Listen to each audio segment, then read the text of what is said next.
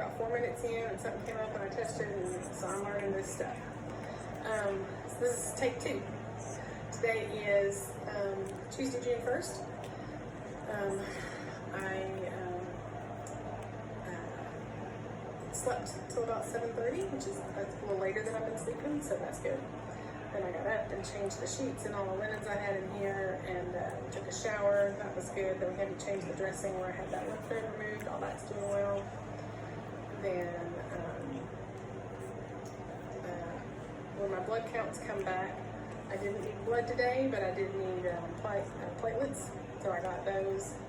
And then had an eye appointment with the Eye Institute this morning, about 12:30, and 12:30.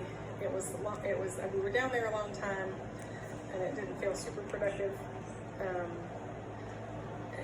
That frustrates me just for the staff here, the nursing staff, and all they have to go through. Because I'm on chemo, a nurse has to accompany me down there, and she has to get in full, it's like riot gear, because if she has to change this bag or if anything happens, so that it's a, hazmat cleanup kind of thing. So we got down there, and after quite a while, they took some pictures of my eye and a few things, and then after another long while, I saw the doctor. So they actually was with me 10 minutes twice, and we were down there an hour and a half. But the good news is, the treatments, I didn't see the retinal specialist, which felt frustrating, but the doctors that I saw, the treatment for this is no different. If it's the leukemia that's built up behind that spot on my retina, the chemo is what's going to clear it. And if it were an unrelated vascular thing that developed at the same time, probably not. The injection that they gave me, you do those repeatedly, but it wouldn't be due anytime soon. So there's nothing they would do differently. And so they're going to consult with a retinal specialist, with Dr. Lee that I saw, who is phenomenal, Dr. Thomas Lee here in Ottawa.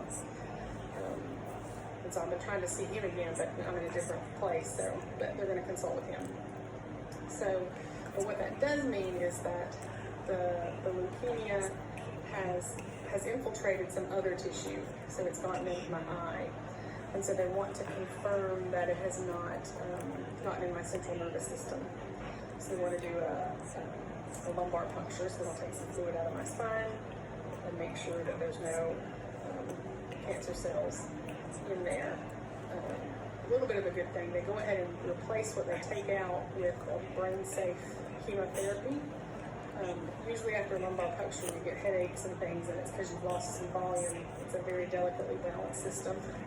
So they take, however much they take out, they put in a brain-safe chemo. He said because if the results came back that there was in there, they'd have to go in and put that in. He said so it doesn't hurt to have it in there if you didn't need it. Then in that way they don't have to go back in too quickly. So I don't have any other symptoms of that.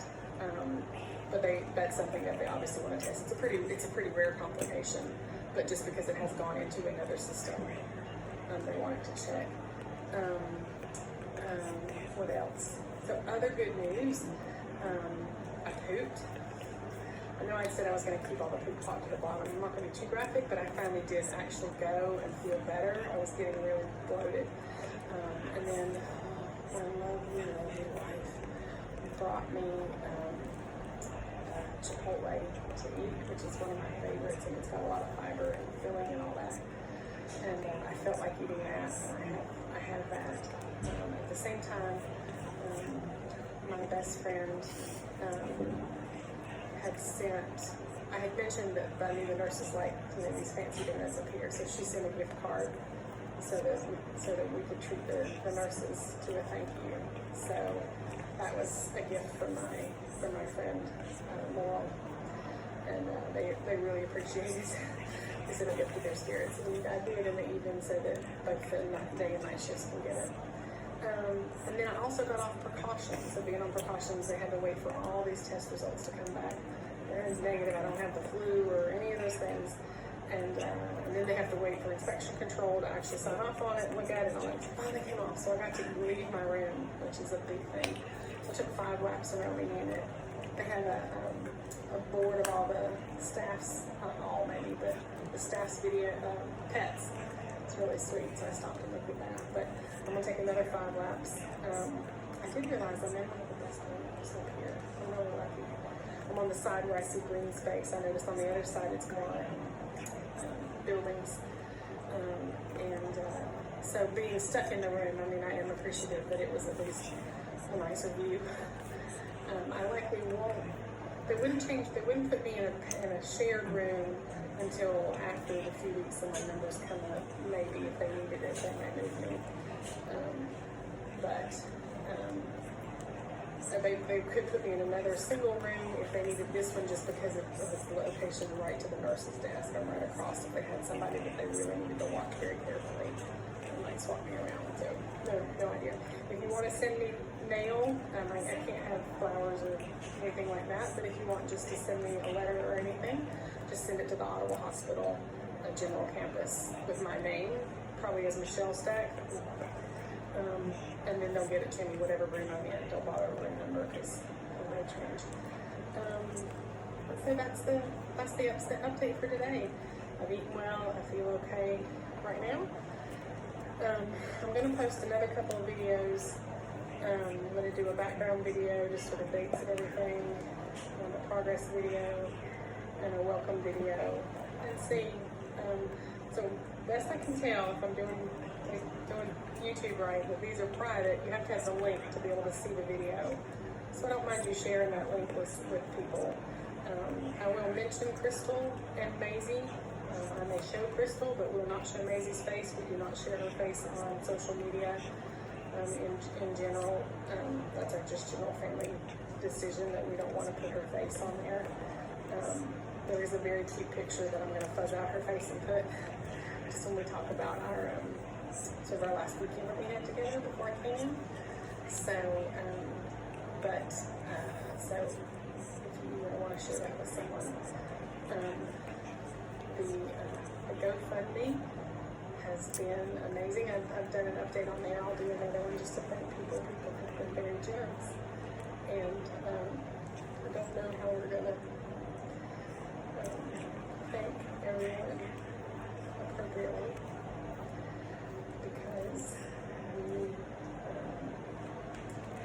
we have landed in the arms of our community. And so now I'm going to get sappy, I think, a little bit, and you don't want that, you can turn this off. But I love the Harry Potter books. Not a fan of J.K. Rowling and some of her stuff right now, but I've loved the Harry Potter books for a long time. And I'm reading the one there, so there's a phoenix in there, which is sort of the traditional phoenix, rises from the ashes kind of thing. But the other thing is, in this particular narrative, she talks about they can lift a great weight. And they have like a golden glow to guide, this chamber of secrets, but anyway. And their tears are healing. And that just was a real good metaphor for this community of family and friends that have surrounded us. That you are light through some of this, and lighten our load. And your support has let me relax and focus on me and my health, so that I can get back and take care of, be with my family. So